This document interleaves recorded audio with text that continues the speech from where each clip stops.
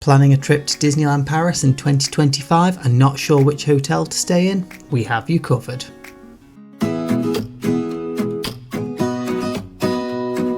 Hi everyone, it's Adam from Disney, and in this video we'll talk you through all the Disney hotels from the value through to the best of the best and give you all the information you need to make a decision on your next trip.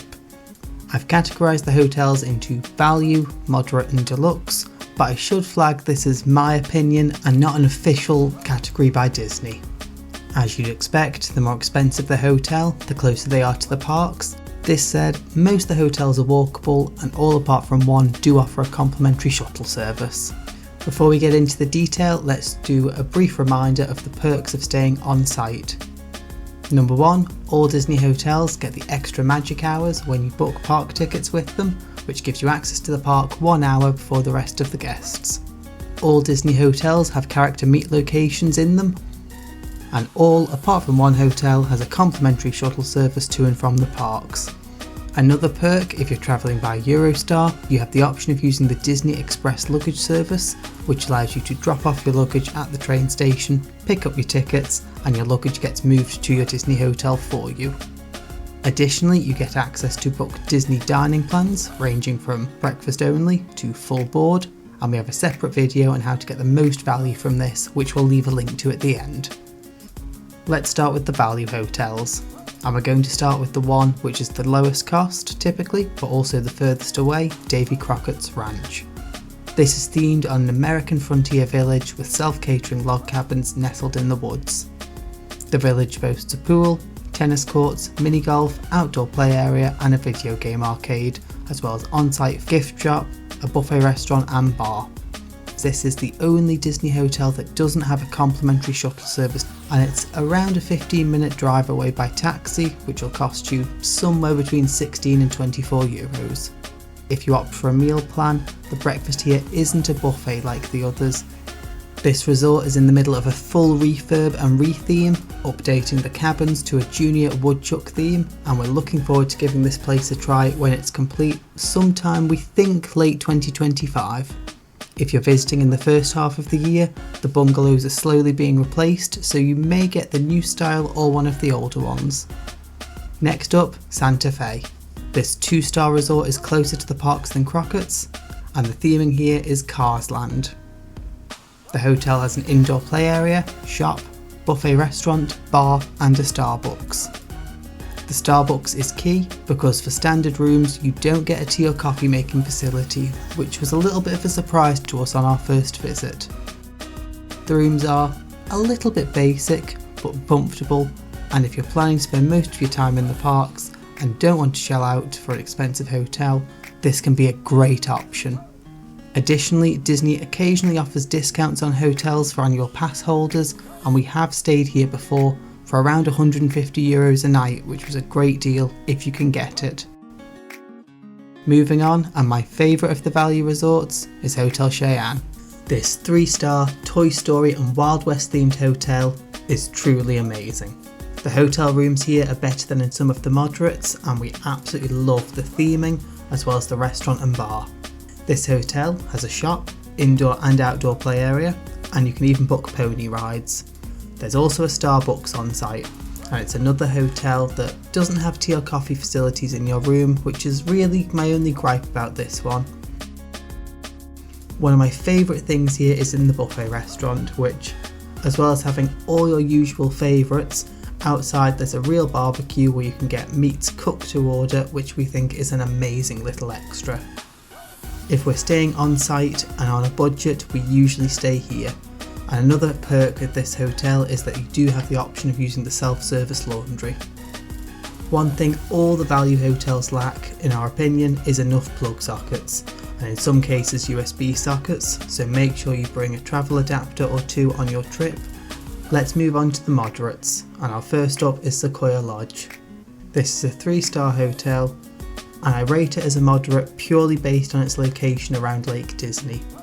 The actual hotel itself is stunning, but in my opinion the rooms are a little bit dated and not as nice as Cheyenne. This said, Disney did announce it's going to do a full refurb of this hotel in the future. The hotel has a forest lodge style, with Bambi themed rooms and boasts an indoor and outdoor pool, 2 restaurants, a gorgeous bar, shop, kids corner and a fitness centre. And in the winter this is a very cosy hotel. After a long, sometimes cold day in the parks, coming into the bar for a cocktail or a hot chocolate is very cosy. Next up, Newport Bay. This is a 4-star hotel and absolutely beautiful. The rooms are, again, a little bit dated. I view any hotel room that still has a border around the room as a bit old-fashioned, and you wouldn't find rooms like that in the Florida equivalents. But the rooms are nice and some have balconies overlooking Lake Disney, which is a lovely spot. This hotel is in a classic New England style with a nautical theme and also boasts an indoor and outdoor pool, 2 restaurants, one of which is a buffet and one of which is a table service, a shop, a bar, a fitness centre and sauna. In my opinion, this is the best of the moderates. We've stayed here a few times and we love it. Now onto the deluxe hotels, and for me these stand head and shoulders apart from all of the other hotels, but also carry a much larger price tag. These hotels are the only ones that I would say are on par with their Disney Florida equivalent moderate and deluxes in terms of the overall standard, though this is just my opinion. And first up is the Marvel Hotel. This is a 4-star, the same as Newport Bay, but so much nicer in my opinion. We've been able to stay here a few times and every time I am blown away with how stunning this hotel is. And if you're a Marvel fan, you must give it a try. You can easily spend an entire day enjoying and exploring this hotel, which has 2 bars, 2 restaurants, a table service and a buffet restaurant, a shop, indoor and outdoor pool, gym, superhero meat station, kids play area, basketball courts and a convention centre. The rooms here are also brilliant and include little extras like a fridge in your room, bottles of water and plenty of PowerPoints. And saving the best for last, we have the Disneyland Hotel. Reopened only recently after a full refurb, this hotel is incredible and is the only 5-star Disney hotel in the world, and when you enter you can see why. This royal themed hotel boasts character meets, royal makeovers as well as a kids club, boutique pool and health club, a table service and buffet restaurant, a bar and stunning rooms. This is the most expensive hotel in Disneyland Paris, but I can absolutely see why. Is staying in a more expensive hotel worth it? And it's a question we get asked quite a bit, and for us, we love the value hotels like Cheyenne when we're doing a busy day, busy filming, and we're only really staying in the hotel just to get our heads down. But on the other hand, if it's a big holiday or a special trip where we're not running around quite so much and actually want to spend some time enjoying the hotel, then we love the higher quality theming and immersion of the moderate and deluxe hotels. Whether the higher price point is worth it is down to personal preference. Let's do a price comparison for 2 adults in each of these hotels for 2 nights with park tickets, and separately 2 adults and 2 children for 2 nights. Like all hotels, the prices change subject to demand, and we use this tip a lot, but we absolutely recommend using the price estimate calculator on the Disneyland Paris website. It is possible to get a moderate hotel for cheaper than a value hotel, and occasionally you see a deluxe hotel for cheaper than a moderate during off-peak times. And to finish, I'll share a few top tips. The first is if you're travelling as a family or a larger group and you usually need 2 rooms, some of the hotels like Newport Bay offer a family room which are a little bigger with more beds and might work out less expensive. If you're an annual pass holder, don't forget that your rooms are slightly cheaper when booked on the Disneyland portal because you're not getting the park tickets included.